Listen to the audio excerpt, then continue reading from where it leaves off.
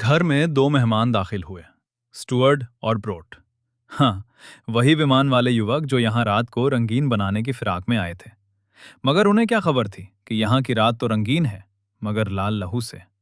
दोनों बेसब्री से लड़कियों को तलाश रहे थे और तभी बन उनके सामने आ गया। पर वो घबराया नहीं, बल्कि हंसते हुए उससे बातें करने लगा।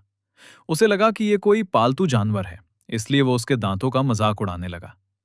बन ने उसका निचला जबड़ा ही नोच कर अलग कर दिया और फिर उसके सामने उसे छेड़ने लगा, ये कहकर, अब बोल कर दिखा। ब्रोड को तब तक लड़कियां मिल चुकी थीं। इससे पहले कि वो उनके पास जाता, हवा में उड़ता हुआ स्टुअर्ट का जबड़ा उसके पास आ लगा। ये देखते ही उसकी सारी ख्वाहिशें खत्म हो गईं। पास में पड़े हथौड़े से उसने बन को मारने की कोशिश की, मगर तब तक बन उसका चेहरा ही बिगाड़ चुका था। हैना को फौरन मौका मिल गया। वो तुरंत फोन और चाबियां लेकर वहां से भाग निकली। उसने लिविंग रूम से दोनों चीजें उठाईं और जल्दी से बाहर आ गई। पर यह क्या? गाड़ी में चाबियां लगी नहीं रही थी। दरअसल वो गाड़ी उन दोनों लड़कों की थी और जिस गाड़ी से वे आए थे वो दूसरी तरफ खड़ी थी। अब वो बाहर तो जा नहीं सकती, क्योंकि बाहर बंद खड़ा था, जिसकी शरारतें अब शुरू हो चुकी थीं। उसके पास वही गाड़ी की चाबियां थीं जिसमें हैना बैठी थी। वो जितनी बार गाड़ी लॉक करती, बाहर खड़ा बन उसे उतनी बार अनलॉक कर देता। यह सिलसिला काफी देर तक चलता रहा। आखिरकार हैना ने दिमाग लगाया और 911 पर फोन कर दिया। उसने सब कुछ तो बता दिया, मगर ये नहीं बता पाई कि ये सब कहां हो रहा था, क्योंकि उसे पता ही नहीं था।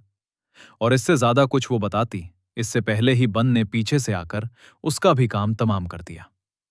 उसकी चीखें फोन पर ऑफिसर सुन लेता है और उसे अंदाजा हो जाता है कि लड़की ने जो कुछ कहा वो सब सच है। उसे बचाने के लिए उसके फोन की लोकेशन ट्रैक करनी होगी।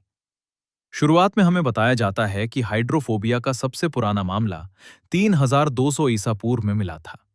जो जानवर इससे संक्रमित होते हैं वे पानी देखते ही पागल हो जाते हैं। आज इसे रेबीज के नाम से जाना जाता है, जिससे आप वाकिफ होंगे। अब यहां डॉग नाम के एक डॉक्टर को दिखाया गया है, जो एक चिंपैंजी को देखने आया है, जो असल में पालतू है। मगर यहां वो चिंपैंजी का इलाज करते हैं और उसका पूरा मुंह नोच लेते हैं। ये सब कैसे हुआ और इसके पीछे क्या वजह है? ये जानने के लिए हम 36 घंटे पहले चलते हैं, जहां से सब कुछ शुरू हुआ। केट काफी समय बाद अपने घर हवाई जा रही है। उसकी बचपन की सहेली लसी के साथ इनकी दोस्ती इतनी गहरी है कि दोनों अपने गले में आधा आधा दिल पहनती हैं। इससे अंदाजा लगा सकते हो कि उनकी दोस्ती कितनी पक्की है। अब यहां हैना नाम की एक लड़की भी आती है, जिसे केट ने बुलाया था। दरअसल वो अमीर घर की थी, इसलिए केट को उसके सामने अपना दिखावा करना था। पर यह बात लसी को अच्छी नहीं लगती, क्योंकि वो हैना को बिल्कुल भी पसंद नहीं करती। खैर, अब वो आ गई थी तो साथ चलना ही था। फ्लाइट में हैना ने वहां मौजूद लड़कों से बातें शुरू कर दी और उनसे नंबर भी ले लिया, वो भी केट के फोन पर। 4 घंटे की उड़ान के बाद ये सब हवाई में उतरते हैं। वहां निक उन्हें लेने आता है, जो केट का भाई है। लसी बचपन से ही निक को पसंद करती है और ये बात केट और उसका परिवार भी जानता है। यहां तक कि वे चाहते भी हैं कि वो उसे प्रपोज करे, मगर निक ने अब तक ऐसा कुछ नहीं किया। पर एक बात ध्यान रहे, निक लसी को अपनी छोटी बहन समझता है, मगर ये बात वो नहीं जानती। अब हैना को निक पसंद आ गया था, पहली नजर, और मुझे नहीं लगता कि अब वो देर करेगी। इस सब के लिए हवाई में उनका एक घर है, जो पहाड़ी के किनारे बना है। वहां रहते हैं एडम और एरिन। एडम लसी के पिता हैं, जो पेशे से लेखक हैं, पर वो न बोल सकते हैं न सुन सकते हैं। अगर उन्हें किसी से बात करनी होती है तो वो सांकेतिक भाषा इस्तेमाल करते हैं। एरिन अपनी बहन से नाराज है, क्योंकि वो बिना बताए चली गई थी और बिना बताए लौट भी आई है। मगर लसी उसे समझाकर मना लेती है। वो एक टेडी भी लेकर आई थी, मगर एरिन के लिए नहीं, बल्कि बन के लिए। उससे आपकी मुलाकात शुरू में हो ही गई होगी। बन को वो टेडी बहुत पसंद आता है और वो उसे हमेशा अपने पास रखता है।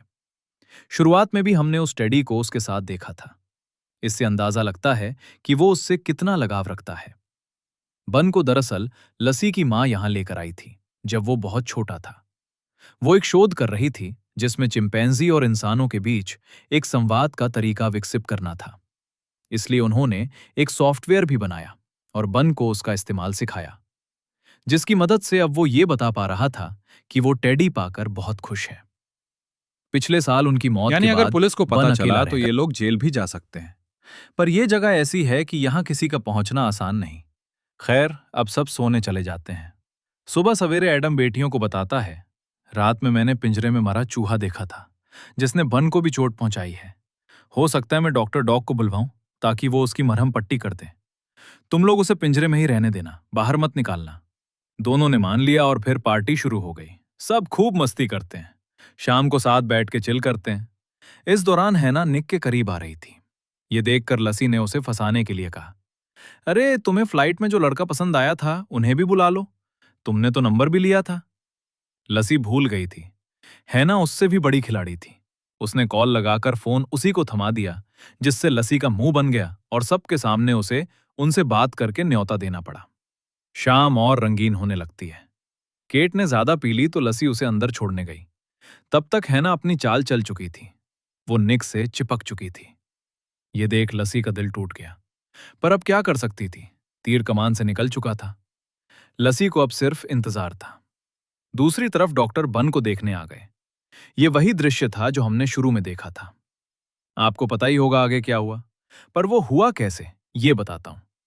दरअसल जिस चूहे को बन ने मारा था उसे हाइड्रोफोबिया था, जो अब उसके अंदर आ चुका है। इसलिए अब वो बन नहीं रहा जो सबका लाडला था। उसके अंदर दानव पनप चुका था। डॉक्टर को मारने के बाद उसने पिंजरा भी तोड़ दिया। यानी अब असली खेल शुरू होने वाला है।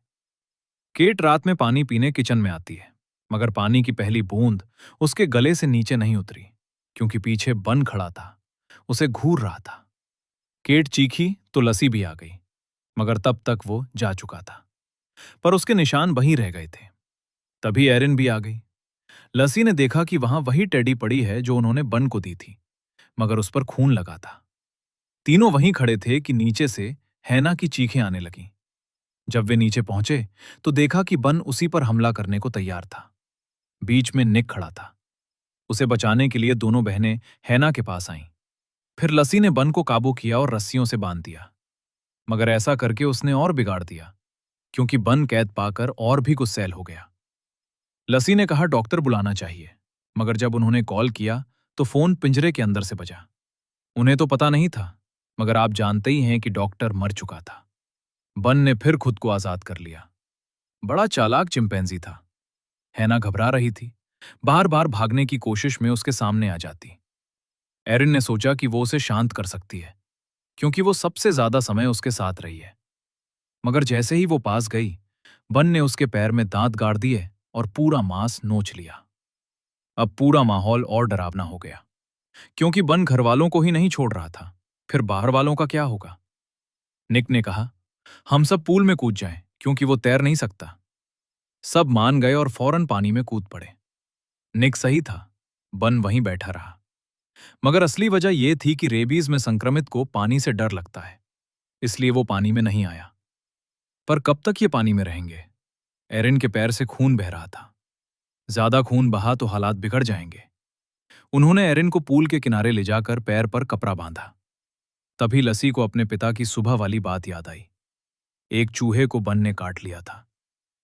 अब उन्हें समझ आ गया कि उसे रेबीज हो गया था, क्योंकि सारे लक्षण दिख रहे थे। एरिन के पैर पर पट्टी तो बांध दी, मगर ये ज्यादा देर पूल में नहीं रह सकते। तभी निक की नजर बन पर पड़ी, जो किनारे पर बैठा था, जहां से नीचे गहरी खाई थी। उसने कहा, अगर मैं जाकर इसे धक्का दे दूं तो ये नीचे गिरकर मर जाएगा, हमारी जान बच जाएगी। उसने ऐसा किया, मगर भूल गया कि वो चिंपैंजी है। एक धक्के के बाद जब उसने गर्दन आगे करके देखा कि वो गिरा या नहीं, तब बन ने उसकी गर्दन पकड़कर नीचे गिरा दिया। निक की गर्दन पत्थर से टकराकर टूट गई और वो मर गया। भाई की मौत से केट इतना गुस्सा आया कि वो बदला लेना चाहती थी, मगर लसी ने रोका। अभी उलझना मौत को दावत देना है। पर यहां एक और बड़ी मुसीबत थी, रेबीज। अगर बन किसी को काटता है तो उसे भी वही इन्फेक्शन हो जाता है। एरिन को उसने काट लिया था, तो अब उसे भी ये बीमारी हो चुकी थी। अगर उसे जल्दी अस्पताल नहीं ले जाएंगे या पानी से दूर न रखेंगे तो वो भी बन की तरह हो जाएगी। पूल में सब परेशान थे। किसी को उसे पता भी नहीं हो गया हो। एडम कहता है, यह संभव नहीं क्योंकि हवाई में रेबीज है ही नहीं। लैब वाले कहते हैं, ठीक है, हम एक बार और टेस्ट करते हैं। एडम ने बेटी को फोन किया। मगर उसका फोन कहीं और पड़ा था। वो ज्यादा ध्यान नहीं देता क्योंकि उसने कहा था कि बन को पिंजरे से बाहर ना निकालना। सुबह उठकर देखा तो बन वहां नहीं था। लसी ने निक का फोन लाने की सोची। केट उसके साथ जाने लगी। दोनों लिविंग रूम में पहुंचे। निक का फोन चार्ज पर था। लसी ने निकाला ही था कि केट ने गलती से टीवी का रिमोट दबा दिया। टीवी चल पड़ा। डोरा द एक्सप्लोरर, जिसमें डोरा के साथ एक बंदर था। टीवी की आवाज से बन वहां आ गया। दोनों अलमीरा में छिप गए। बन को डोरा वाला बंदर पसंद नहीं आया। उसने टीवी तोड़ दिया। इससे उनकी आवाज निकल गई और बन को पता चल गया कि वे कहाँ हैं। उसने अलमीरा में हाथ डाला, मगर वे अंदर दबे थे। जब बन नहीं मिला तो चला गया। थोड़ी देर बाद वे बाहर निकले। लसी फोन उठाने लगी, तभी बन ने हमला कर दिया। केट ने उसे धक्का देकर लसी को बाहर निकाल दिया। उन्होंने शीशे का गेट बंद किया, मगर बन उसे तोड़कर अंदर आ गया। लसी सीढ़ियों से नीचे भागी, मगर बन ने उसे पैर से पकड़कर मुंह बिगाड़ दिया। लसी घबरा गई। तभी हैना ने रस्सी बन के गले में डालकर पानी में छलांग लगा दी। लसी भी पानी में कूद गई। दोनों ने पूरी ताकत लगा दी कि बन पानी में आए, मगर रेबीज के कारण उसे पानी से इतना डर था कि वो आ ही नहीं सकता। एडम जब बेटी को बार बार मैसेज करके थक गया तो घर लौट आया। बाहर पड़ी लाश तक नहीं देखी, सीधा घर में घुस गया। लसी बाहर आई। उसके पैर में कांच चुभ गया और चीख निकल गई। बन दौड़कर उसके पास आया। एडम ने देखा कि घर में लाशें पड़ी हैं। उसने सीटी बजाई, मगर बन पहले ही खूंखार हो चुका था। उसने एडम पर हमला कर दिया। एडम के हाथ कांच की बोतल लगी, जो उसने बन की छाती में घुसा दी। लसी और एडम साथ आ गए, मगर बन अभी मरा नहीं था। लसी उसे नीचे गिराने का प्लान बना रही थी, मगर एडम ने उसका हाथ पकड़ लिया। बन नीचे लकड़ियों पर गिरकर मर गया। अंत हो गया उसका। पुलिस ने फोन ट्रैक कर लिया था, इसलिए वे वहां पहुंच गई। घायलों और लाशों का इलाज किया। एरिन को अस्पताल ले जाया गया। तभी एक आवाज आई, लसी बैड। लसी चौंक गई, मगर पीछे मुड़कर देखा तो पुलिस वाला वो डिवाइस चेक कर रहा था जिससे बन बात करता था। बन को पहले एडम की पत्नी, फिर एडम ने पाला था। उसने कभी ऐसी हरकत नहीं की थी, मगर उस चूहे के कारण उसका ये हाल हुआ। तो अगर देखा जाए तो उसकी कोई गलती नहीं थी। अगर वो संक्रमित न होता तो कुछ न होता, मगर तब कहानी ही ना बनती। जो लोग रात रंगीन करने आए थे वे सब मारे गए। बस बची रह गई वो जो उन्हें यहां लेकर आई थी। इसे ही कहते हैं किस्मत। आपको यह कहानी कैसी लगी हमें कमेंट करके जरूर बताइएगा। मिलते हैं अगली वीडियो में। Thank you for watching.